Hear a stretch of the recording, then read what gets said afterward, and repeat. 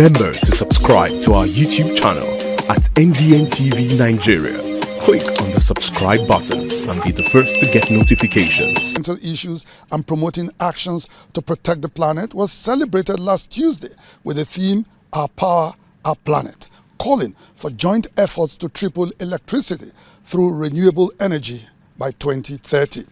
Earth Day, which originated in the United States back in 1970, grew from a grassroots movement into a global event highlighting the importance of environmental protection and encouraging individuals, communities, and governments to take action to address environmental challenges like climate change, pollution, and deforestation. To buttress the essence of Earth Day and highlight the dire need for environmental intervention in Nigeria's oil-rich Niger Delta region, following decades of unsustainable crude oil exploration and exploitation, Inside the Niger Delta brings you sound bites from environmental actors and advocates, shedding light on the severity of the environmental situation in the region. Communities and their soils and their rivers have been completely devastated. We are in an emergency right now. We need to ensure that the Niger Delta ecosystem is restored. Because I still see a whole lot of destruction in the entire region. I see a whole lot of wetlands, a lot of mangroves, a lot of waterways being destroyed with oil, crude oil. I see a whole lot of farms being destroyed, food scarcity everywhere.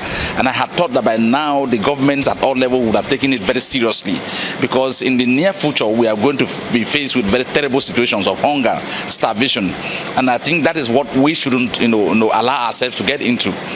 It's a very, very sad situation that after over 60 years of oil exploration, we still have oil leakages coming from obsolete facilities that are littered around the environment, around the Niger Delta environment, still leaking oil.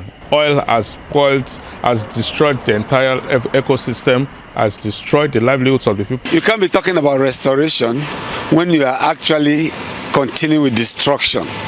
Restoration comes when you cease every activity that destroy the environment, and then you can restore it. I mean, the problem has refused to disappear, principally because for 65 years, there's been no definite steps taken by governing structures at the federal or state levels to hold polluters accountable. We've only seen a bit of this in the Ogoni situation, where the polluters were made to pay for the environmental assessment as well as the commencement of the cleanup.